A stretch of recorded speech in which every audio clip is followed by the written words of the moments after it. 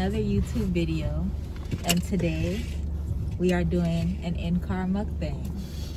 Oh my god. Why do I still want to see? But ooh, sorry, baby. Mushy, mushy. This is Nixelle. She is eating moshi moshi. Salmon rolls and vegetable fried rice. Well, we both are. Okay. Gerald is also eating moshi moshi, and I am eating chipotle. And I have a ginger ale and some Subway cookies. Okay, so what are we talking about today? Talking about niggas. These niggas. I didn't know her content wasn't clean. Go on. We gonna talk about stuff that's going on in life, you guys. It's currently Art Basel, y'all. Currently, Art Basel, We about to turn up. See, we were supposed to go see Division and them, but the concert got Content. canceled. This is a real good. So let us tell you about how a concert got canceled on us. Yeah, they just sent us an email and they was like, yo, we're not gonna host this for y'all. Sorry. Right. So like, it was a whole ass concert. You know, good performers. Kiana Lede, See, I was supposed to tour on Division. Sir. At least one or both of them. Well, what happened was, doors were supposed to open at 2 o'clock. Division was supposed to go on at 8 o'clock. And they decided to cancel the concert around 3 o'clock. My whole day was planned around this concert. Whole day. Besides that, today is the last day of Art Basel. So far, Art Basel was cool. It was cool. You know what? We saw how you stopped Rocky. But both of the concerts had issues because, The DJ sucked. and then ASAP Rocky came out and Yachty came out, For like 2 seconds. but they didn't even perform. They were And like, it's hey, yo, get the fuck off the stage. They did. They said that a Hey, get couple the times. fuck off the stage. Copyright, turn off the music. Who's gonna edit it out? Not Read me. my walk. It's okay. I'm not making money off this anyways. You might eventually. And we'll be like, oh, hey, she's famous. We were friends with her. This is I'm the gonna be proof. famous work real with her. quick. Real quick, my sister's blowing up. Let me tell y'all. 2020 is about to be the year. That Manifesting that for her. shoot. I'm Yeah. manifesting that for her. Bye. They're not ready for us. They're not. Period. So much is gonna happen. Like, So much. So much. Manifest that shit, sis. So you could turn off your lights. Just killing that battery. My engine is running. It is. So turn the car off. Turn the car off. Yeah. We still in the hood. Right. I just... This was a last minute mukbang. If y'all It can't really. tell. So they can hear us chew? What the fuck? That's ASMR. Everybody chew in unison. 1, 2, 3. Something chewy as fuck. Is it raw? Mm-hmm. It is sushi. That does make sense. Yeah. Yeah. Shit. You should have dropped it. What else is there to talk about? Niggas. Okay, Nixelle, go ahead. Chopstick in my wig. Nixelle, you're kicked out the mukbang. Take your food and leave. Hey. Rolling slow like that. Don't do that. But go ahead, talk about niggas since you want to talk about niggas. Talk about it. Talk about it, sis. So, why is relationships hard for us millennials? Leave your comments below. Because niggas. I'm about to get serious. I put the plate down and everything.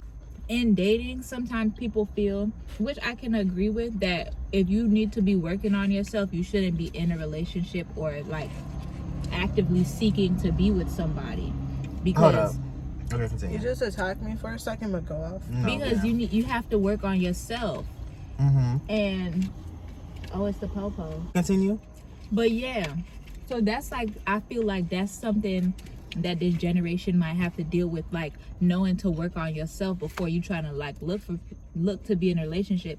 And also, just to add this before y'all can put y'all 2 cents in, I feel like a lot of people are just like so obsessed with the idea of being with somebody. Like they don't know how to be by themselves, so they feel like they have to be with somebody. They have to cling on to somebody. And then when one situation is done with, they like, I have to go find another one because I'm not going to be happy until I do. But you can't find happiness in a person. You have to find happiness in yourself or in like life.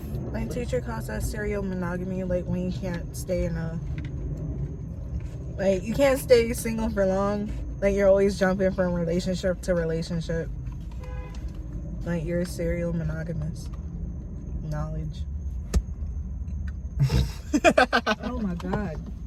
That one was kind of strong. They got that. We got that. Oh my, but what you was going to say, Gerald? Okay, so I feel as though we haven't really understand the terms and conditions of dating.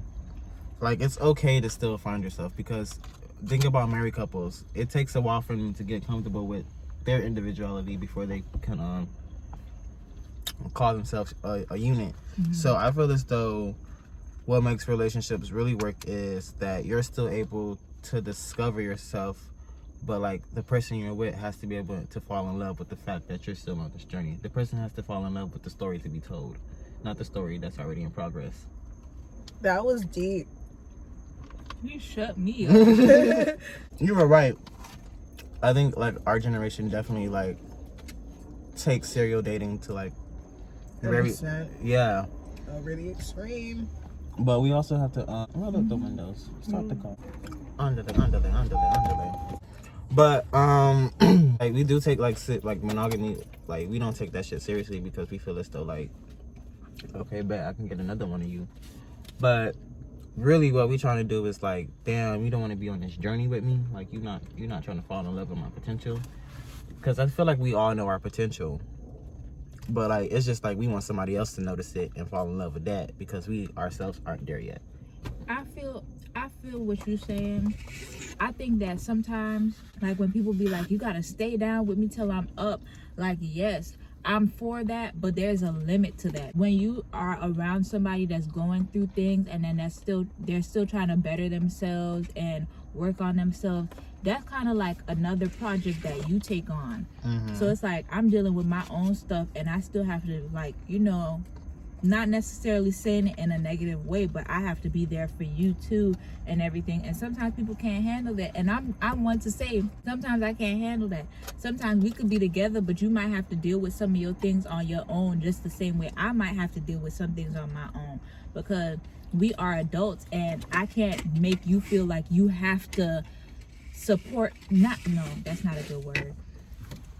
Have to like drop all your shit just to like support me. Yeah. Because one day you might not be there to help me with something, and I need to know how to like help myself and how to cope with stuff and get through it.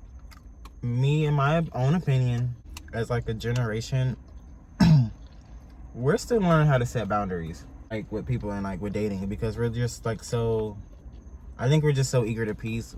I don't think like our generation was just taught to please. Like we have to please. Like we have to make good grades. We gotta like be good. We gotta be stylish. We got like everything has to be on point to appease other people.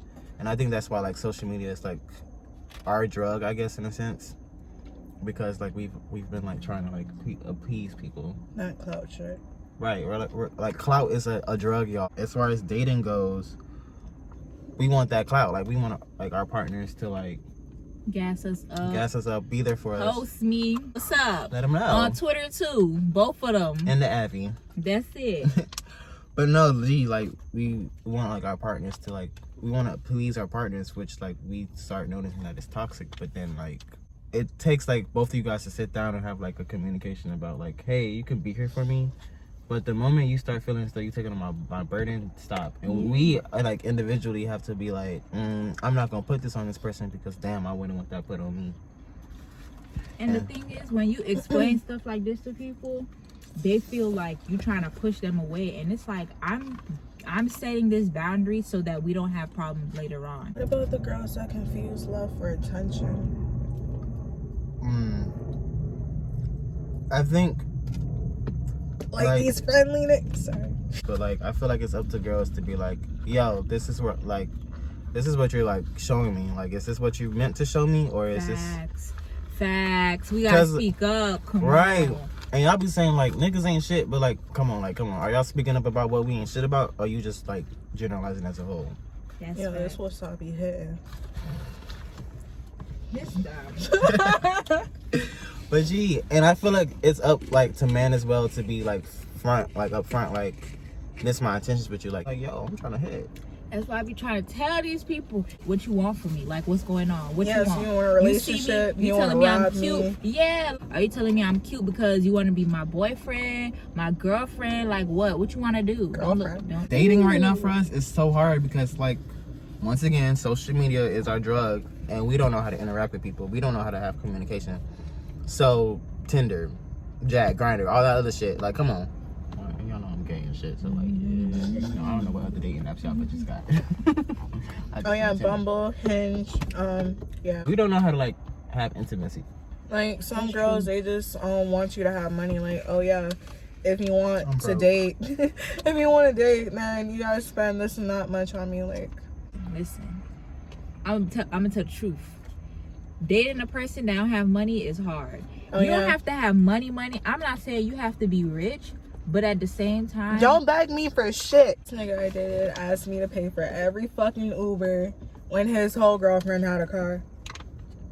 That's another month. She drove him to work. it's a whole She drove nother his ass to work and all. Niggas ain't shit. Well, some.